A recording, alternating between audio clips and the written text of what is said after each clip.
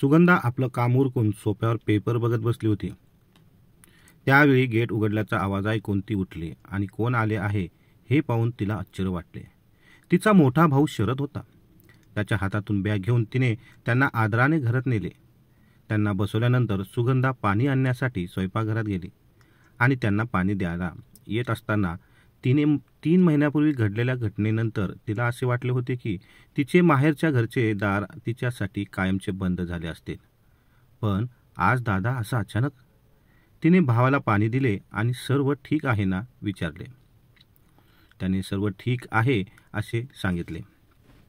पुढे काहीच न बोलता सुगंधा किचनमध्ये गेली आणि चहा करून भावाला दिला.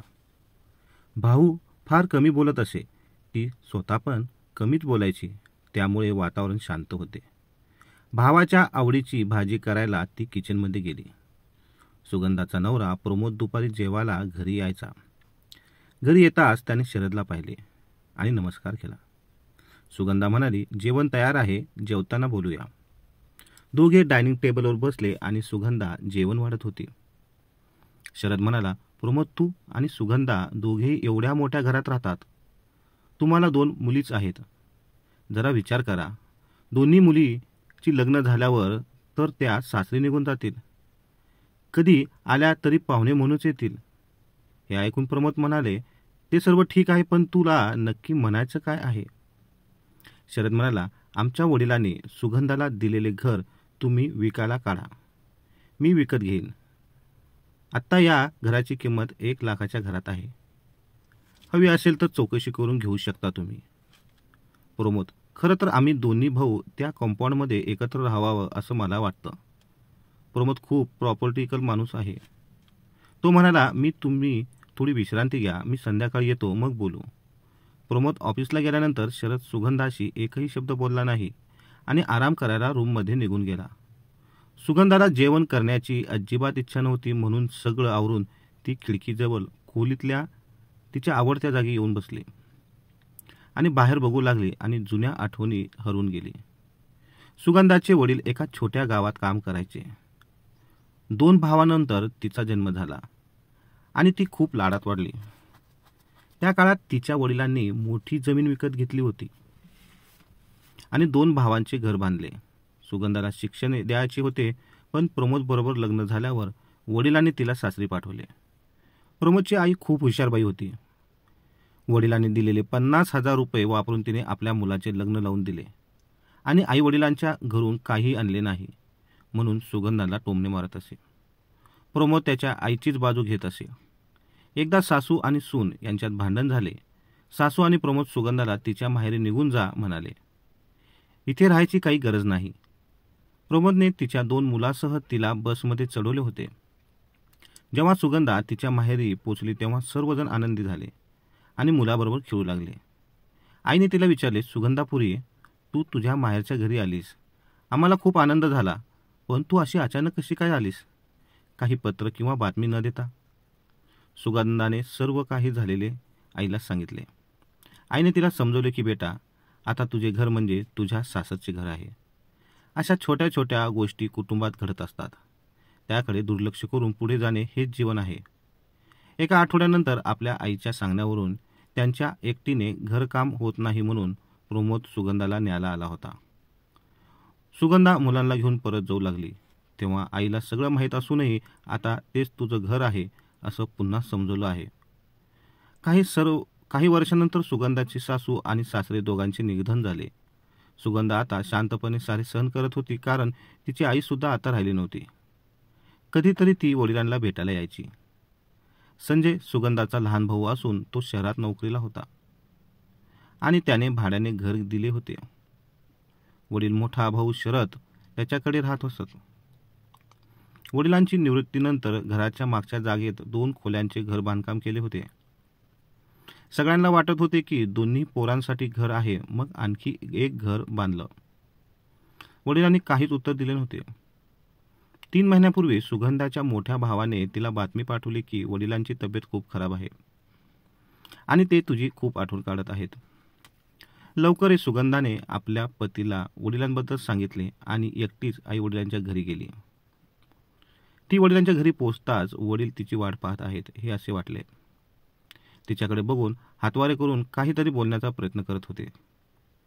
मोठा भाऊ म्हणाला, बाबा तुम्ही निश्चिंत राहा, तुमच्यानंतरही सुगंधा इथेच येत राहणार. वडील आता खूप थकले होते. तिच्या डोळ्यासमोर वडिलांचा मृत्यू झाला होता.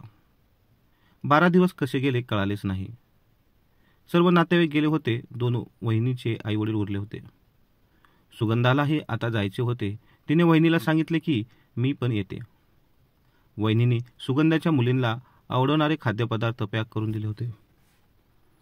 ती आपली बॅग घेऊन निघणार तितक्यात तिच्या मोठ्या भावाने मागून हाक मारली, सुगंधा थांब आणि उद्या जा.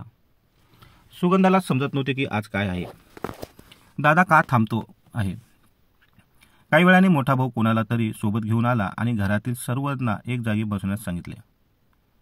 सर्व मुलं येऊन बसली. सुनाने आई वडील बाहेर उभे राहून काय होणार हा अंदाज घेत होते, कारण शरद वकिलाला घेऊन आला होता. वकिलाने सर्व मुलांसमोर एक सीलबंद कव्हर काढले आणि मागे बांधलेले नवीन घरसुद्धा सुगंधाच्या नावावर असल्याचे सर्वांना वाचून दाखवले. मालमत्तेच्या नावावर हे मोठे घर तुम्हाला दोघा भावांच्या नावावर असून आईचे दागिने तिघांमध्ये समान वाटण्यात केल्या आहेत. वकील निघून जाताच सुगंधाला तिच्या भावजाई टोमणे मारू लागल्या की लग्नाच्या वेळी हुंडा आणि दागिने दिले होते, आता पुन्हा तिचा वाटा मिळाला आहे. शरदने मागच्या घराचे कागदपत्र सुगंधाच्या हातात दिले आणि काही दिवसातच दागिनेही पाठवतोस असे सांगितले. सुगंधा आता घरातून बाहेर जायला पडतच होती. तिच्याशी कोणीच काही बोलले नाही. सुगंधाच्या मुलीसाठी वहिनीने जे काही तयार केले होते ते द्यायला वहिनी विसरली असावी बहुतेक.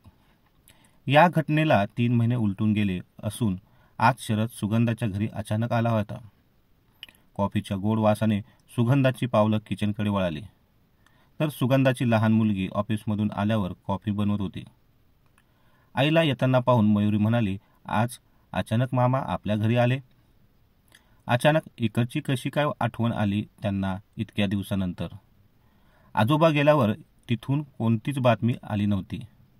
सुगंधा काही बोलण्याच्या सुगंधाने अशी हाक मारत प्रमोदला ऑफिसमधून घरी आला होता. प्रमोदचा आवाज ऐकून शरदही उठला आणि हॉलमध्ये येऊन बसला. संध्याकाळी दोघांनाही चहा लागत असे, म्हणून सुगंधाने दोघांना चहा दिला. प्रमोद म्हणाला, मी ऑफिसमधील लोकांकडून माहिती काढली आहे की त्या भागात घराची किंमत 1 लाखाहून अधिक आहे. ते पैसे आले तर मी सुगंधाच्या खात्यात टाकेन, गरज पडल्यास ती वापरू शकते. शरद म्हणाला, ठीक आहे, मी घरी जाऊन सगळी व्यवस्था करतो.